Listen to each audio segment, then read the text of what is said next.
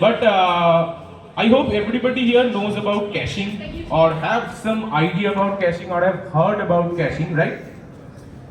In your mobile apps or anything, like I hope everybody has seen in their mobile apps there is something, if you go in the app settings, you have the clear storage and the clear cache option, right? So everybody knows about caching, maybe not in depth, but everybody has heard about caching, what is caching and sort of like that. But here in this session I will not be talking about mobile caching, I will be talking about web caching. Okay, so in web what happens is caching works a little bit of differently. Like the concepts is obviously same because that is the same thing, but in mobile and in web application the steps and I would say the strategies are a little bit of different. As like in web, you think about it, you are running a browser, but in your app it is a native app. Okay, so the steps and things are a little bit of different, so we will be talking about it today. And first let me know that how many of you all are still in college? Can you raise your hands? Okay, most. And how many of you all are in college and also working maybe as an intern, maybe as freelancing? I see 2, 3, 4, few hands are there. Very good, very good. So no problem. So I think this session will be very much helpful for everyone then, because in our college days we do not care about cache, I would say, because like I have been doing web development since my college, and I didn't know what exactly caching is in web. So, and we always think that why do we need to cache? Like we can actually use the API calls, right? Okay, and also another question: how many of you are front-end developers or full-stack developers? Like work in front-end, maybe React, Angular, Vue, anything? Okay, there are quite number of hands I can see. So even if you don't work in front end, like this session will be a little bit, I would say, towards front end, because it is web caching, and web caching is basically done by the front end developers only. So a little bit of introduction about me. My name is Shanglap Mridha, as you all have heard, and for the people who are not Bengalis, it's Sanglap Mridha, because I know it's a little bit of difficult pronunciation for them. So Sanglap Mridha. And I am currently working as a software engineer at Alton Smart Mobility. Okay, something fell down. So apart from that, like I was the GDSC lead last year. Like from this year, the GDSC program has officially closed. Like that is GDG on campus. You all know that very well. So I was like the last GDSC lead, you can say, the last batch of GDSC leads. So yeah, so now moving on directly to our topic today, that is cache me if you can, demystifying web caching. So we have already discussed a bit that what exactly caching is, like not exactly, but what caching is. Okay, so let us talk about that what exactly caching is. So cache is something that we basically store in the user's mobile, you can say, in the user's device, basically in the user's browser, as we are talking about web caching. Okay, so yeah, we understood that we store that in the like the user's browser, but what's the need of that? Like we have already seen that we can get our data from the API calls, right? So why we need caching exactly? So we are going to talk about that throughout this session, and I'm pretty much sure that if you even listen 50% of it, you will be understanding why. Okay, so let's moving on. Like caching is one of my very favorite, I would say very favorite thing. Like as I work mainly as a front-end developer, so caching is a very, I would say very close thing to my heart. Okay, so like it is so much close that if you give me cache and cache, I might pick cache, right? Okay, so moving on, what we have is okay, why caching matters, right? As I told that you will be understanding why basically caching matters. So number one, that is it significantly improves the load time. Now what is this load time? You might have seen websites which take a lot of time to load, or maybe a loader is showing, because during that time the API call is taking place. The data is coming from the backend to the front end. So it obviously will take some time. So to reduce that, we basically use caching, and it's a very effective method. So apart from that, it reduces redundant network calls. Now, what is redundant network calls? Suppose a user opened his profile page, right? So then he navigated to another page. Again he opened his profile page. Again navigated to different page, again profile page. So every time one API will be called. So what you can do is you can cache the basically the API response of the profile page in the local browser. So what will happen is if the cache is present, there will be no API calls. Now why API call is important? Because we usually don't care about API calls, but each API call actually costs something, because your database is being queried and also your instance is running. So something is spent in each API call. Maybe that may be some 0.01 paisa or something. But when your application has thousands and lakhs of users, that 0. paisa becomes a lot, right? Because a lot of people are actually querying, and we do not have like this much of cash to spend. So we definitely need to stop that redundant API calls, like right? So, and also it saves the bandwidth and minimizes server load. As I have already said that there are some websites where you see it takes a lot of time. And also talking about server load, you might have seen, I'm not taking names, but you might have seen that in some websites during maybe when results are out, you cannot log in there because the server crashes. Because there are multiple requests going there, multiple API calls are happening, and the server just crashes. It again becomes active after a little bit of time. So this can also stop that, and also it enables offline capabilities. Like you can access your web application offline also. That I think you people might have seen in some websites and mostly none, because when there is no internet, you usually see the dinosaur, right? You can play the dinosaur game. But some websites actually have offline capabilities. We will be talking about that in this session. So this is basically our talk agenda. So number one is that how to cache static assets like JavaScript, CSS and images. Then number two, we have some strategies to basically reduce this redundant API calls and stuffs. And then we will be talking a bit about the offline experience thing. And then some tips and tricks from my side, as I have been working as a front-end developer for almost a year, I would say, or actually more than a year. So, and then a small case study on YouTube, basically how YouTube manages their offline capability. So we will be talking about that in the web. Like all the things I will be talking will be for the web, okay? So I hope you people will be understanding and you people will be enjoying at the same time. Okay, moving on to our first topic, that is caching static assets. Okay, we have basically three things, or we will be talking about three things in this topic. So number one is using file version. So remember this, okay, this main.abc123.js. We will be talking about this in the next slide, but just remember this. Then the next point is cache bursting, and the third and the last point is preloading and prefetching. So let's move to the topics. So we have file version.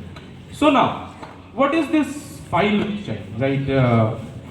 File versioning, we have heard about app versioning, maybe apps having different versions. But what is this file versioning, right? So the file versioning is basically, I hope you people have worked with SPS, like single page applications, maybe React, maybe Angular, maybe Vue, anything. So when you build that file, you might have seen that there is one index.html and one main.js and one CSS. There are three files that basically gets loaded. So remember the last slide, main.abc123.js. So that is basically your JavaScript file. Your whole app's JavaScript is there in that single file. Because we all know that browsers only understand JavaScript. You might be coding in any language, but the browser will only understand JavaScript. You need to convert that language. So for that, we actually have bundlers like Webpack, Vite, anything like that. So, and you can actually make custom bundlers too. And this file versioning basically works for custom bundlers. So now the question is like, we already have Vite and something like that. Then, like, why do we need this custom bundlers, right? like, why? I can simply use Beat and that will be very helpful. Then why? So some companies, what they do is they use custom bundlers because they might have some scenarios. They like one example is that they have a lot of users. Okay, so the default bundlers that they have might have some problem, might have some like I would say issues that they wanna tackle. So in that specific scenarios, they use file versioning and they use custom bundlers. Okay. Now coming to cache busting, this is something I have personally used a lot, cache busting. So what is this cache busting? So cache busting basically mainly uses query parameters. So do you all know query parameters here? Guys, those who know query parameters, can you raise your hand? Very few. So for the people who don't know query parameters, you can just Google it. Granny said it, so you can just Google that thing, no problem in that. Just kidding, I will be telling you what query parameters is. So what we actually do in cache busting, okay, let me first tell you all that what query parameters is, because or else you people don't understand. So you people have LinkedIn's, right? So when you use the LinkedIn app and you basically go and share your profile link, you will see that a long link comes that basically has your name and all, and then something I have seen like medium/app equals to something blah blah blah. So those things are basically query parameters. Those LinkedIn basically traces because from which app you have copied the link, like iOS has different, Android has different and stuffs like that. So you can actually omit that. Like you will see your LinkedIn link is very long, but you can actually omit the last part. Like here if you see, we have HTTPS, then your domain name and .com stuffs like that. And with a slash, you have the URL. That is the main link. And after that, you will see that there is a question mark. So this question mark part is your query. Like after the question mark is your query parameters. So you can remove the question mark part from the link and the link will still work fine. So we basically use this query parameters for in front end basically for redirecting to a different page, or maybe you might be need you need to send some data to a different page. So we use query parameters. If you all have used Firebase, like the Firebase auth for login, you will see when we go to auth, there is a huge query parameter. So I also don't know what exactly the parameter means, and that actually only Firebase knows because that is encrypted. So now coming back to cache busting. So how do we use cache busting? So suppose you have cached some data, right? And your application might have changed. Your application has moved to a different version. But how will the browser understand that? Right? The browser has already cached something. So at that time, you will be using this query parameter. You might be sending in the query parameter with a version 2. So when, okay, it's okay. So when the browser checks that query parameter and it sees that version 2 and here it is maybe version 1, there is a mismatch. So it again calls the whole thing from the API. Okay, fine. Coming to our third point, that is preloading and prefetching. So again, preloading is something related to the build. Like we need to load something before the app initializes. That is basically called preloading. And for the prefetching is very much useful because suppose you landed on a page, okay? Now from that page, you are going to the next page. Like you know that from this page, I will be going to the next page. So you might have seen in some websites, when you click on the next page, there is a loader and then again things come. That is okay, that is fine.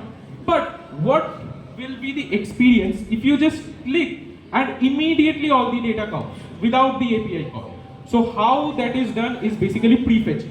When you're in the previous page, you already run the API call and fetch the data. And when the user goes to that page, you already have the data in your browser, you already show it, and it basically makes the UI very fast. And basically, who doesn't like fast UI and fast website? Like you will be like, wow. So preloading helps in that, right? Moving on, we have the caching API responses. This is my favorite part. That I have been talking about API, so and caching. So what is exactly this caching API responses, right? So we will be talking about client-side caching and one library basically, one library and tool we will be talking about. So now why cache API responses? We have already covered that. I hope everybody now knows that why we should cache our API responses. Yeah, I don't think I need to repeat that again here. So moving on directly to the client-side caching strategies. Okay, so there are some strategies that we take to basically make our website or web app faster. So the first one is the stale while revalidate, or this is called SWR. So now what is this stale while revalidate? So what does stale mean? Like you have heard about stale food or something like that. Like that is maybe the food may be prepared last day and you are eating it today, so that is a stale food, right? So in data also there is something called stale. Okay, so what stale while revalidate does is, suppose you have cached something in your web browser.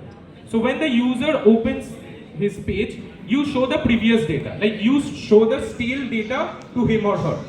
And then as soon as you show the stale data, in the background you call the API. So the next time he or she visits, he or she gets the new thing. Okay, so this concept is called stale while revalidating. Like you are showing the stale data while you are revalidating. Okay. Moving on, we have time to live or TTL. So SWR and TTL are a very common, I would say, caching strategies used in industries. So what is TTL?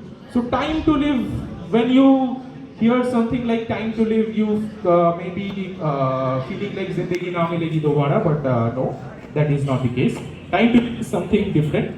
So time to live, as the word suggests, basically when there is like you have cached something in your web browser again, so you can specify the timing for the cache, like till what time the cache will live. After that the cache will just expire and a new API call will happen. Okay, so this is TTL. So SWR and TTL go side by side. People usually use them side by side. Now coming to persistence storage. So if you have seen your web browser, where I will be navigating right now, if I go to a web browser and open my console, I hope everybody has done that. Is it visible? Yeah. So here you can see an arrow. Yeah, you can see an arrow here. If you click here, you will get application. In the application, the texts are not visible, but if you do it in your computer, you will definitely understand. So here you can see a lot of storages. Here we have local storage, session storage, cookies and stuffs like that. So I would recommend you all to explore this. This is where the cache is stored in our web browser. Okay. So coming to our presentation once again. Let me slide share. Yeah. So persistent storage. Persistent storage is basically two types of storage is there. One is the web storage, another is the IndexedDB. Okay. People usually use the web storage more, and when people talk about web storage, people talk about only the local storage. There are two types of web storages. One is local storage and another is the session storage. I am also forgetting the name. Like people use local storage, but don't do that. This is session storage crime, so don't do that, guys. Use session storage also. So now what is this web storage and like the local storage and the session storage? So they have a minor difference, and you can just Google it. Already Granny has said that, and I am not showing that again. So you can Google it. But web storage basically is used for the persistent. Like the word persistent means basically when you want any data to stay there. Like it will be there. Maybe you have specified a time to live, then it will be there till you have specified, or it will be there forever.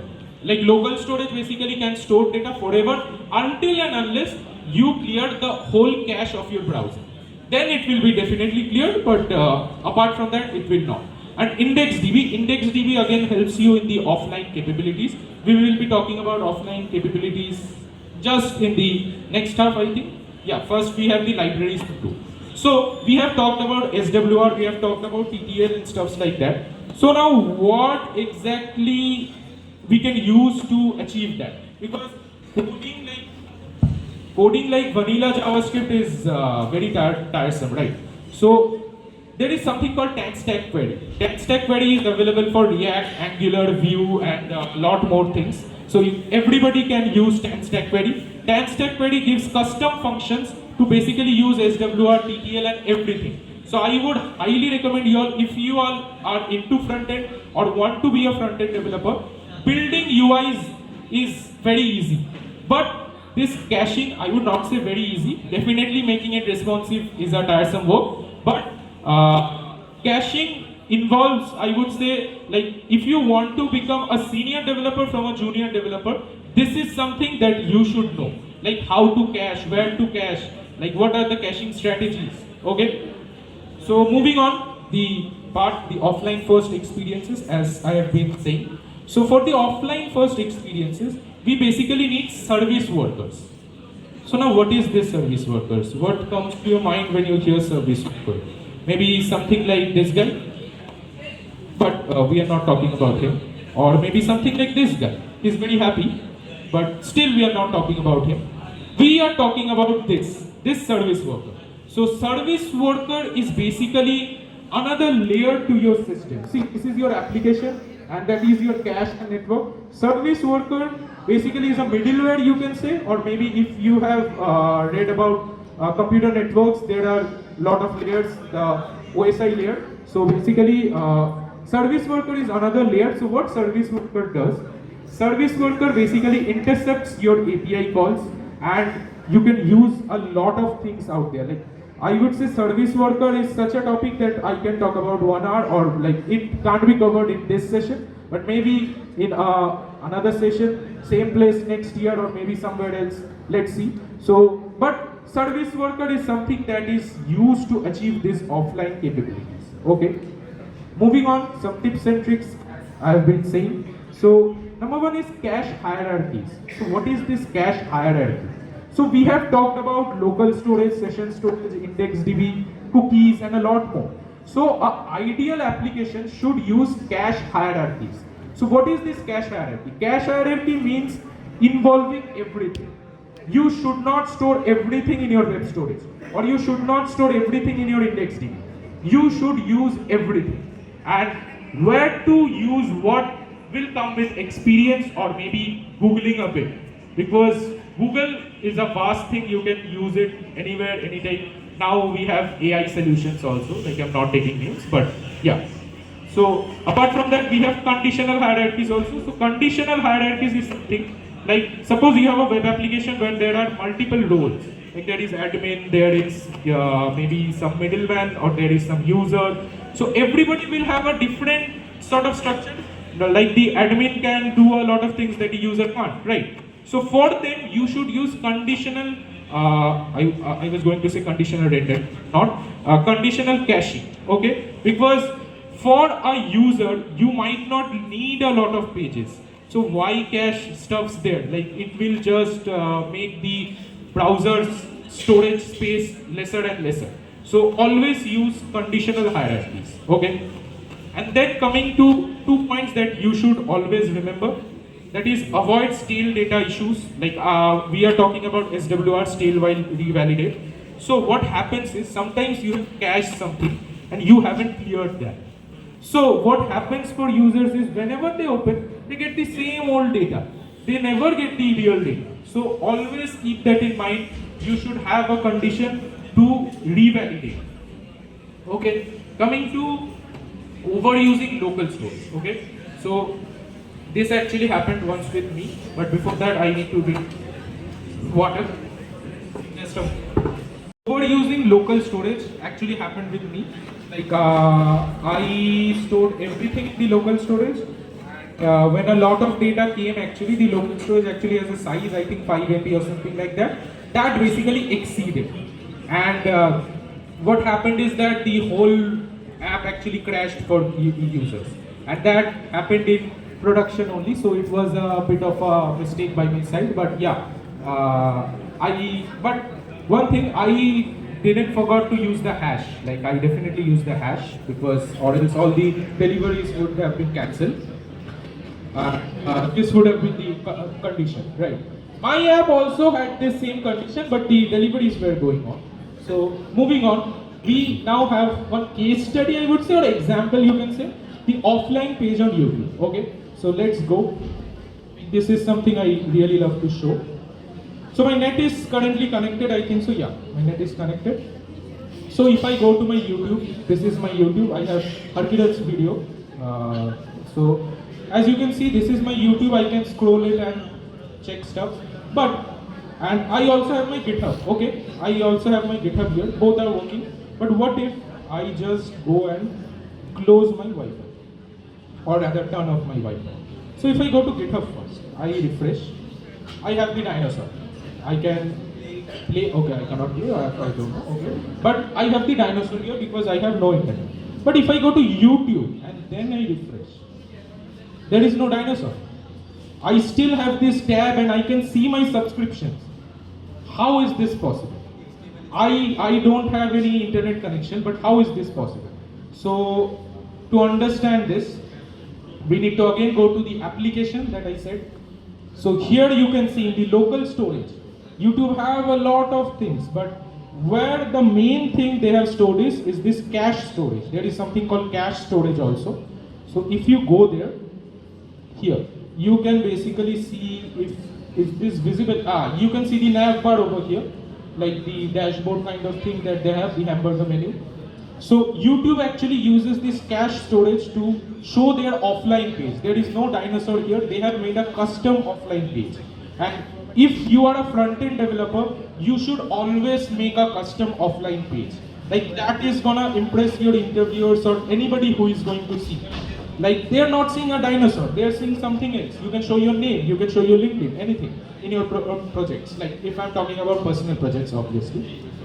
So yes, again, moving on to the presentation definitely. Okay, so the offline YouTube strategy is something also you all understand. So do you all have any questions? Yeah, sure. Can we get one mic or something? Hello? I can talk. Okay, okay. Directly talk. Basically, we are also having the option of caching using HTTP headers, right, from the backend. Yeah, sure. And it is doing all these things automatically that we are doing using local storage and web storage, what we call it. Right. Why not that HTTP headers and manual? So you can definitely use HTTP headers, but as I have mentioned, the caching hierarchies. Your caching should not be limited to one way. That is the most important thing. Because if I think you know about microservices. So what is microservices? If something goes down, another thing is there. So same way, your caching should have multiple ways. If you are using only HTTP headers and there is some problem in there, your whole app is gonna suffer. So it's better to use different ways. Yeah, definitely I haven't talked about HTTP headers because this session is more related to the front end and not the back end.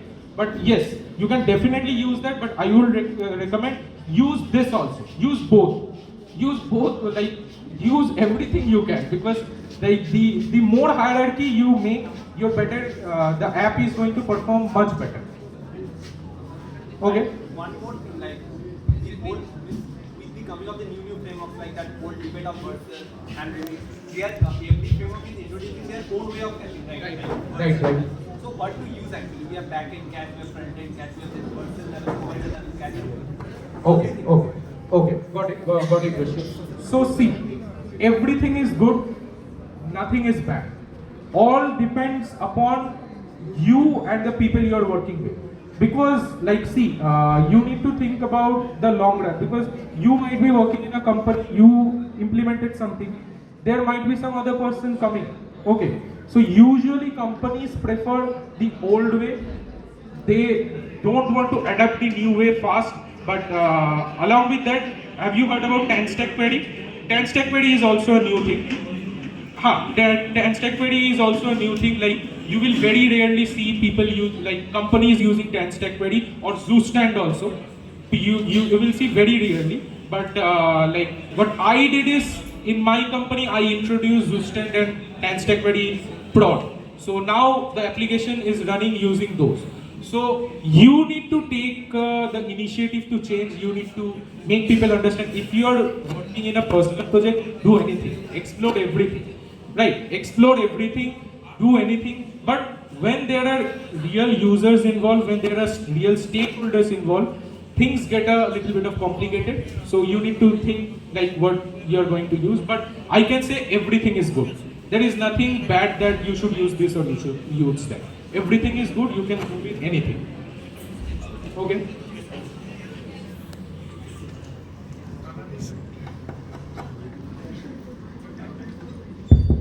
Hello, hello. So, any more questions? Anybody? I think I saw another hand. Maybe he or she.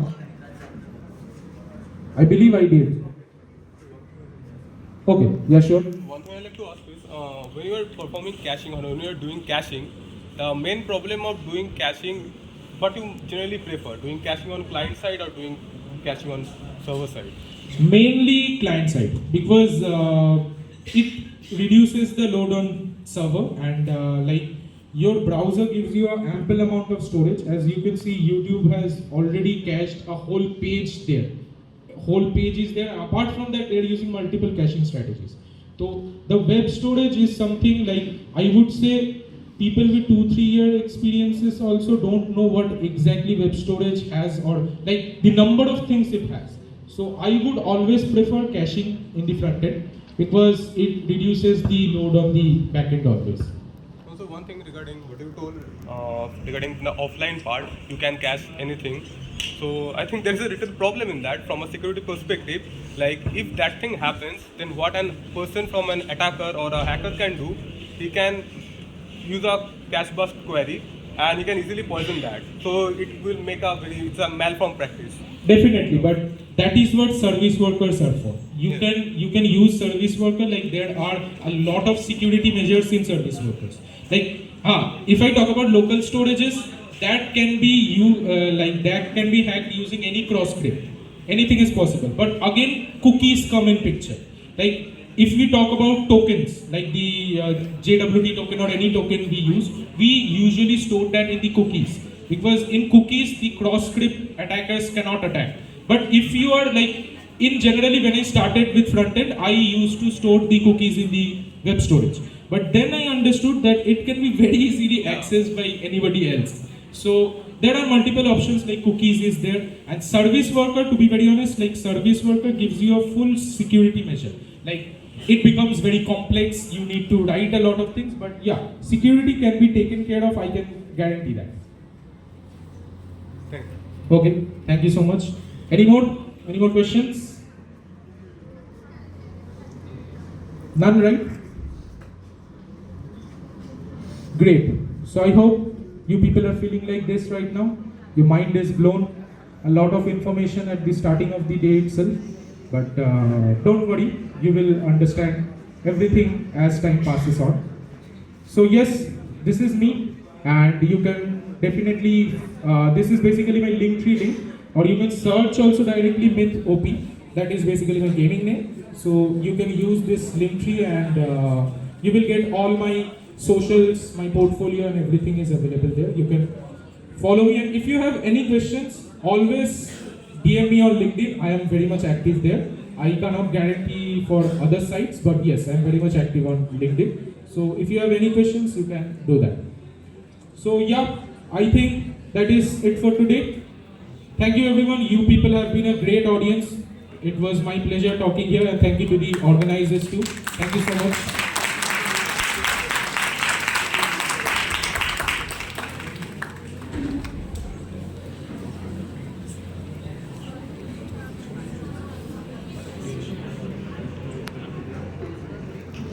A wonderful session. Now I'd like to call someone on stage to give the token of appreciation to Soumya.